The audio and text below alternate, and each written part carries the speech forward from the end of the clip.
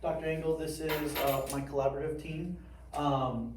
Just for the safety, we just don't say school names or your real names for your safety of your identities and all that good stuff. But it's good to be here, and let's get started. So, a couple weeks ago in my class, we did on Module 2 a week, we did a curriculum. Give me 1 second. You're good.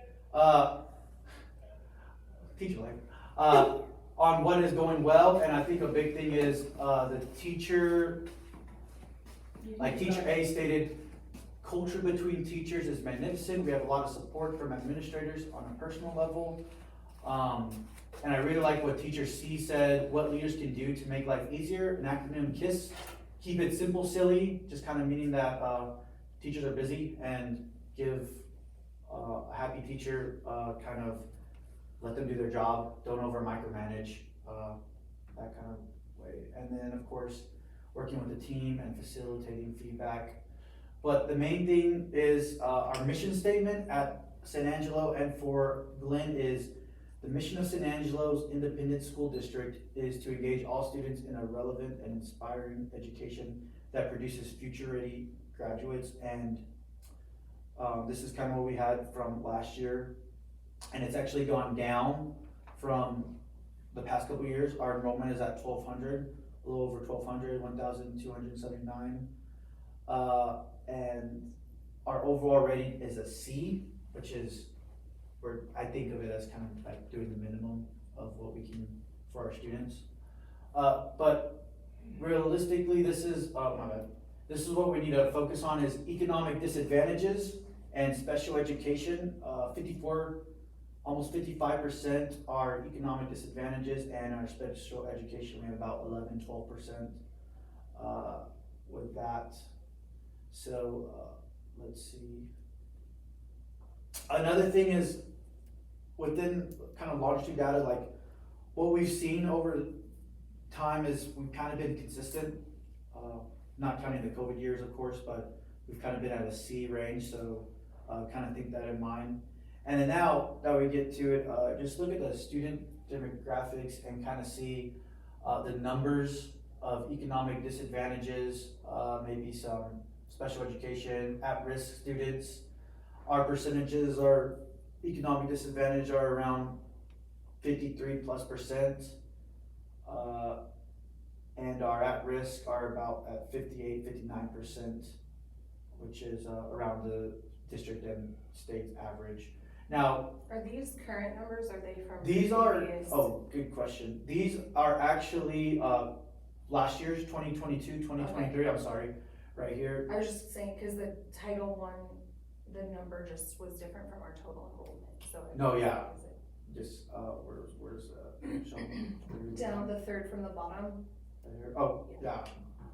Okay, so yeah, so this is, 1258, and what was that, 1279. Thank you, that's a good, I didn't even realize that, thank you. But now. Think about all those, like the migrants. Oh, what were you saying, migrants? Oh, okay. I see that. Okay, no, yeah. Now, kind of where we get the chunks of everything is, kind of teacher demographics, kind of maybe y'all's input, what do y'all kind of see in the teachers by the years of experience, not just the race or ethnicity, but what do y'all kind of see at our campus? You get a lot of turnover at this point. You just got a lot of people coming in fresh, which if you look at statistics after that, I feel like having people newer are not going to know the subject quite as well. I feel like you're going to start seeing gaps in performance levels based on, I'm guessing, teacher expertise or lack of teacher expertise, looking at the 1 to 5 range. Are these total years of experience or years of experience at Glenn? So these are, Or in the district? this is total. So these are like So years of experience. So like coming in into like 5, yeah, 20 because then years. when you came in with what? One, just one. Oh, I thought you had more than that. Okay. I was a director before. Oh, okay. Yeah, and I think too, like, when I see it is like the 1 to 5 years, is like how's the classroom management and the culture set up with a new year teachers or like beginning teachers. So Well, I think that's the issue. They're not not coming in with the proper tools for that. They don't have like workshops to teach you how to build culture, like that's actually just brought from the teacher itself, like that takes time. But, as you're noticing, the turnover rate, people don't wanna have that time, use that time anymore to do that. Yeah. It's hard, Yeah. it's hard. I agree. Well, and when you're coming in with just talking with new teachers a lot more, they're given, on paper, it looks like they're given all the support. But in reality, they spend like the first 5 days or whatever, they have extra days of PD before we even start. But they aren't given any information about basic things, like for instance, how TAP works. Okay, yeah. So then they have to spend their time that they would normally spend probably collaborating, learning stuff like that, or learning just how the specific school works.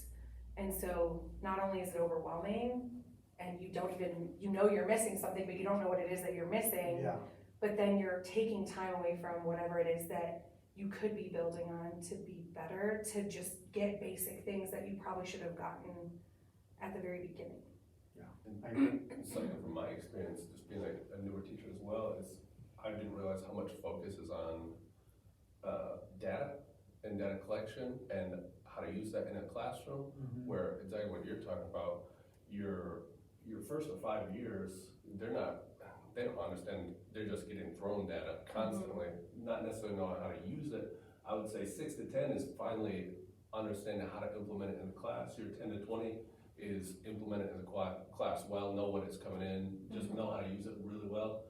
And you have such a big gap. You've got so few teachers that could actually teach how to incorporate that into, and you've got so many people where the focus is on data, and you just have so few people that actually Like are know how to capable of do yeah, those doing it data and digs and implementing it. then make the Okay. changes. Awesome, thank you. And just because of time, last thing, y'all hit what I was thinking too. Just kind of here are the STAR performances, the Texas Academic Performance Report. And just kind of, I know y'all saw this a little bit, just kind of what do you think are the gaps or the problems that we've kind of missed within the last couple of years? It could be on the campus competitive or campus related to the district or the state, or the special education or the economic disadvantage. Wait, can you repeat that one? Oh yeah, sorry. Can you just tell me, like, with the data that we have right here, can you see or find any gaps? Like one of the ones I kind of found was the all grades, all subjects, is that as a campus we were 73%, which is just a little bit above state, but above our district. However, there's kind of a big gap, we only had 39% for special ed. Well, also that the turnover rate for sped is huge. It's a huge, it's harder and harder for us to find, special education teachers that wanna stay around. It's Okay. a lot of work and a lot of pressure put on the state on their own, and then having to deal with accommodations and all that. And I know another problem is that with the lack of substitutes, that seems like the sped teachers are the ones that are getting Get pulled. pulled constantly, and it's not helping Them. the accommodations that our students need.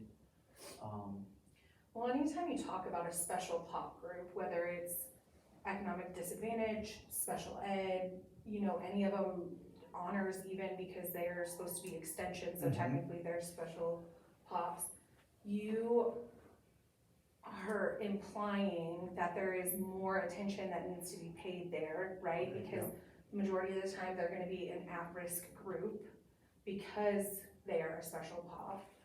And so when we look at at-risk groups, the first thing we always talk about is meeting them where they are at basic needs, because you're not going to be able to reach them unless they're like basic needs are met, right? Like they're not getting sleep, they're not getting food, they're not whatever. Mhm. So if that's how we talk about it with the students, then we have to be the same way with the teachers. Okay, If we don't have a good, solid special education department, then how are we going to function at a higher level because we're not meeting the basic needs? perfect. And I think that kind of leads us to, our action plan, is that, yes, a big gap in this campus is, special education. And like I think, Ms. Stacy was saying, is that how do we expect our students to overachieve and meet expectations when we're not doing it for Like ourselves. ourselves, our staff? So I think as an action plan, an area of need is, what would y'all say an area of need in special education would be, is to make sure we have, retention at special education and make sure that they're able to fulfill their jobs when, needed, I guess? Or what would y'all say? The goal? Or like, or if we, the problem is that we aren't giving the tools, I guess, for our special education students, cause of the turnover of special education, the demand of it, or just taking them out of classes. So what would be a good way to prevent that, or to, have the special education teachers be able to help our special education students achieve, or steps towards achieving So, academic I know success? this is last year's data. One thing I did notice that they did change, was that now the special education teachers have their own classrooms for those kids. Cause this is data from last year, right? Mhm. They didn't have that last year. So I think trying to do that, having them have their own classrooms and making, the special education students go with the schedule of their tracking teacher. Mhm. But I do also believe too, they need to find more ways for the tracking teacher to get to know their kids, cause they have so many. There's so many tracking kids and a lot of them don't get to meet their tracking teacher until it's I know, does anybody have any comments, questions? come back to this later. Come back to us later, longer than a 5-minute video? Not- Yes. No, but no, thank you again. I know it's hard to do all this in 5 minutes, 5 or 10 minutes, but thank you. And,